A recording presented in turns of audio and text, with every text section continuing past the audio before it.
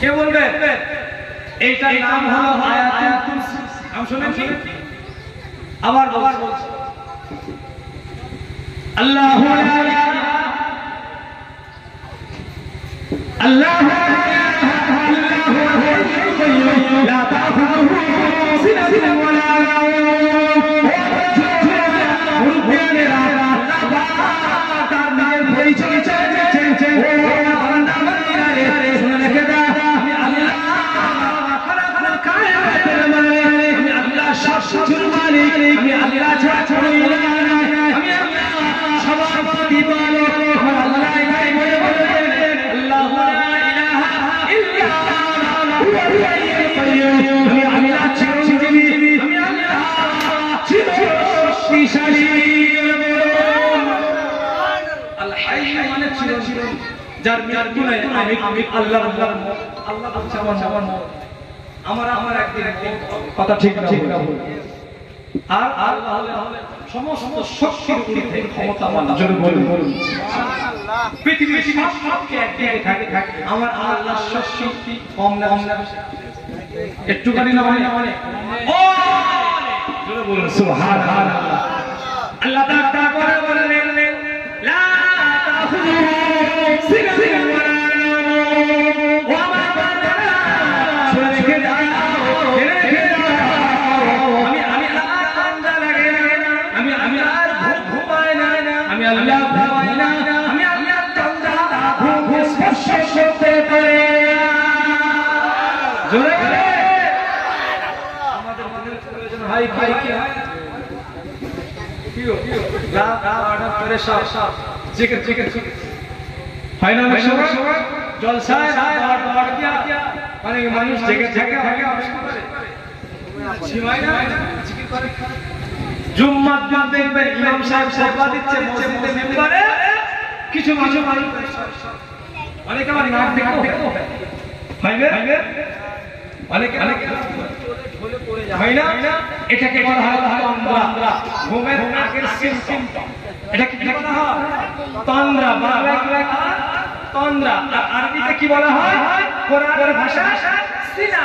কি বলা হয়? হ্যাঁ, লা তাখুযুহু সিনাতুন ওয়া লা নাওম। আল্লাহ বলেছেন তন্দ্রা এবং ঘুম স্পষ্ট করতে পারে না। জোরে বলুন সুবহানাল্লাহ। নাও মানে ঘুম, যেটা আমরা অঘোর ঘুমে এটাকে বলা হয় ঘুম। আল্লাহ বলেছেন আমার ঘুমও নাই, তন্দ্রা নাই, আমি আল্লাহ সদা চলে সুবহানাল্লাহ।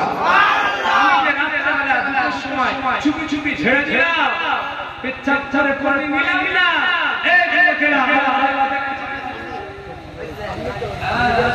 সতর্ক থাকবো, খবরদার পেচ্ছাপ যদি পানি না নাও, শুনে রেখে দাও আল্লাহ যদি মওত দিয়ে দেবে আপনার উপরে শয়তান গ্রাস করবে, ঈমানটাও যেতে সম্ভব না। বেঈমান হয়ে সম্ভাবনা 199% যদি পেচ্ছাপ করে বা আপনি কোনো হারাম শরীরে পবিত্র করে সেটাকে নাপাক করে বা কি বলে করে আর যদি ইন্তেকাল হয় আল্লাহ না কথা বুঝতে পেরেছেন?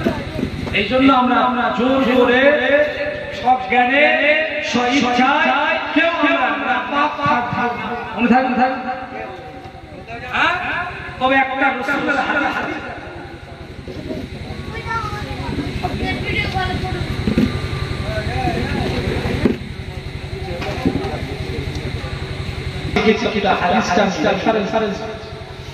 তুলে দিয়েছি যে ঈমানটা কখনো অপবিত্র হয় না। একটু আগে বললাম নাপাক থাকলে মওত যদি অবস্থায় আসে 99% ঈমান হারা হওয়ার সম্ভাবনা। আর আল্লাহর রাসূল একটা কিতাব হাদিস বলছেন, এই হাদিসটা আমি এখানে তুলে দিয়েছি, আপনাদের শোনাচ্ছি, একটু ব্যাখ্যা করি, ব্যাপারটা না ক্লিয়ার করে আপনারা বুঝতে পারবেন। আল্লাহ রাসূল বলছেন কি লা ইয়ানশু আল মুমিনু লা ইয়ানশু, মুমিন কোনদিন কি হয় আন্না রাসূলুল্লাহ সাল্লাল্লাহু আলাইহি ওয়াসাল্লাম নাহা আন নাজাস। আল্লাহর নবী বলেছেন, বুখারী শরীফ হাদিস 6063 নম্বর হাদিস বুখারীর হাদিস। আল্লাহ রাসূল বলেছেন, সরি এটা কোন হাদিস, দালালি করা যাবে না, আমরা কি দালালি করি না? দালালি চলবে করবেন না, খবরদার। দালালি করা আল্লাহ নবী মানা করেছেন, নাহা আনিন নাজাস, দালালি করা আল্লাহ রাসূল নিষেধ করেছেন। আর আমি যে হাদিসটা বলতে যাচ্ছি সেই হাদিসটা হলো এই,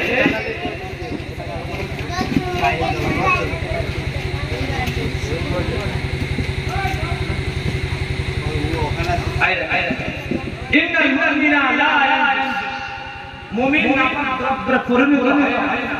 সহিহ বুখারীর 385 নম্বর হাদিস, সহিহ মুসলিমের 371 নম্বর হাদিস, সুনানে নাসাই শরীফের 269 নম্বর হাদিস। এই হাদিসের ব্যাখ্যা কি? মুমিন যখন অপবিত্র হয়, মুমিন ভালো করে বুঝবেন, জোরে বলে ছাপ ছাড়ে পানি লাই এরকম পেছাব করব জোর করে মানে হবে, এরকম কি মুমিনের পরিচয়? মুমিনের বৈশিষ্ট্য না। পেছাব করলে পায়খানা করলে সঙ্গে সঙ্গে মুমিন কি করবে? পানি পাক হয়ে যাবে, শৌচ করবে। এটা মুমিনের বৈশিষ্ট্য। আর এখানে যে হাদিসটা বলছে মুমিন নাপাকে পরিণত, মানে নাপাক হয় না, মানে মুমিন যখন তার গোসল ফরজ হয়ে যায়, শরীরে যখন নাপাক লেগে যায়, ওয়াজাচিত হয়। মুমিন তো জোর করে নাপাক গায়ে লায় না, ওয়াজাচিত ভাবে লেগে যায়। আমাদের ফরজ গোসলের সময় এই কথা বলা হয় কি হয় না? যদি মুমিন হয় সে সঙ্গে সঙ্গে দ্রুত সে ফরজ গোসলটা করে নেবে। আর আল্লাহ না করো ফরজ গোসল মানে হয়েছে, ফরজ গোসল করতেই হবে, নাপাক হয়ে গেছে, ভালো হাদিসটা নাপাক হয়ে গেছে, ফরজ গোসল করতেই হবে। আর আমি সেই সময়টা পাই নাই, এখন আমার মওত হয়ে গেছে, জোর ছয় নয়, সব নয়, সেই সময়টা সেই ফুরসতটা পাইনি, আমি ফরজ গোসল আমার হয়ে গেছে, তার আগে আমার মওত হয়ে গেছে। রাসূল বলছে ওই মানুষটা নাপাক হলো না, ওই মানুষটা কি নাপাক হবে না, ওই মানুষটা পবিত্র অবস্থায় থাকে। কেমন? আল্লাহর নবীর একজন সাহাবী যুদ্ধের ময়দানে গেলে তার আগে নিজের সঙ্গে মেলামেশা সহবাস করে যুদ্ধের ময়দানে চলে গেলেন, গোসল করার সময় ফুরসতটা পায়। এই ঘটনা আপনারা শুনে, এই ঘটনা আমি আপনাদের বৃত্তি করব।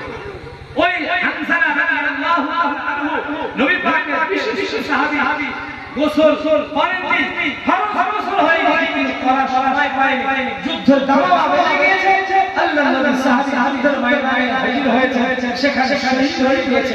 ছিল কি ফরজ গোসল করার জন্য ফরজ ছিল, কিন্তু সেই সময় পায়নি, যুদ্ধের ময়দানে গিয়েছে ওই অবস্থায়, কিন্তু শহীদ হয়ে গেছে। ওই আল্লাহর নবীর সাহাবী হযরত হানজালা কিতাবে এসেছে, হাদিস নামে এসেছে, মুহাদ্দিসিন যারা করছেন, আল্লাহর নবী বলেছেন যে অগণিত ফেরেশতারা আসমানে হযরত হানজালা রাদিয়াল্লাহু তাআলা লাশ মুবারকটা নিয়ে আসমানে তাকে গোসল দিয়েছে ফেরেশতারা। জোরে বলে সুবহানাল্লাহ। এই হাদিস দ্বারা প্রমাণিত হয়, এই হাদিসটা কি মুমিন কোনদিন নাপাক দ্রব্যে পরিণত হয় না, আর মুমিন কোনদিন শয়তানে নাপাক হয় না। কথাটা ক্লিয়ার? এই জন্য আমার ভাইরা, যুবকেরা, মা-বোনেরা জোরে চকচরে পানি লেপলে যেন না হয়, সব ধরনের ছাড়িলে মনে থাকবে, তাহলে সে মুমিন।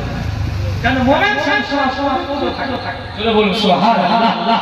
মুমিন গোসল ফরজ হলেও তার অন্তরে তার আল্লাহ জিকির জারি থাকে। জোরে বলুন সুবহানাল্লাহ। মুমিন তার গোসল ফরজ হলেও তার জবানে আল্লাহর জিকির জারি থাকে। জোরে বলুন সুবহানাল্লাহ। এইজন্য মুমিনের আল্লাহর নবী বলেন, সারা পৃথিবী মানুষ যদি আমাকে মানে, আল্লাহ রাসূল বললেন আল্লাহকে মানে কোনো যায় আসে না।